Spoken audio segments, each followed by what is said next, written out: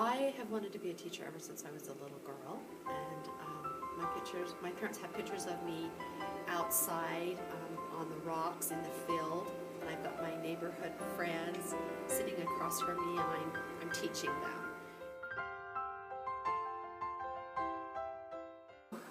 Yes, we have a committee called Joint Staff, and I've been on it 2 or 3 times, where one teacher from each grade level represents your own grade level, and you talk and discuss the issues that you feel that you have as a team in your grade level. So you make decisions there together as a group, and you have a say in what's the decisions that are made for your school, and you express concerns that you have. And there's another committee that I'm on right now. It's called ABCUBI, and it is a behavior management committee, and we talk about attendance and tardies and issues of behavior in the hallway with the children, and just things we can do to better the behavior of our children overall. We track a lot of data, and we try really hard to implement programs that help the children to do better in those areas. And we have reward systems that we implement, and if there are any problems going on, we call attention to them and we problem solve.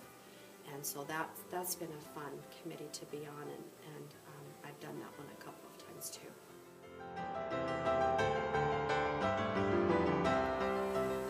Well, I don't worry too much about the politics, but there are challenges, and the big challenges lately probably are associated with the Common Core and the change that has come with Common Core. It is more demanding, and it is a big change, and the biggest change is probably the most difficult is with the math. And parents struggle with the change to the Common Core in the math. They don't understand the new ways of doing the math, the new strategies that we introduce to the children in doing math, and so it's difficult for them to deal with it at home. So my challenge as a teacher is to educate the parents about the strategies that we're learning, and to assure them that it's okay for them to not understand everything, and it's okay for them to show their child their way at home, because we try to help them understand that there's more than one way to do things in math. There's more than one way to solve a problem.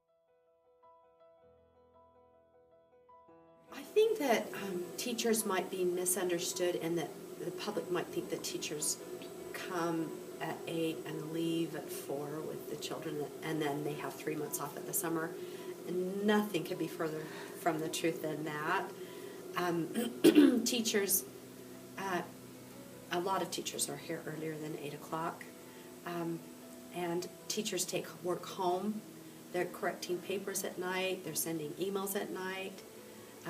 They're answering parents with questions on their email at night. And then through the summer, they're planning units, they're writing materials, they're revamping this and that.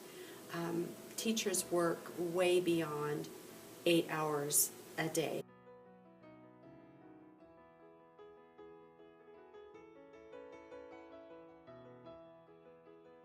I want to build self-esteem. I feel like that is one thing I really want to do, is I want the children to leave my classroom feeling like they are good. They can do things.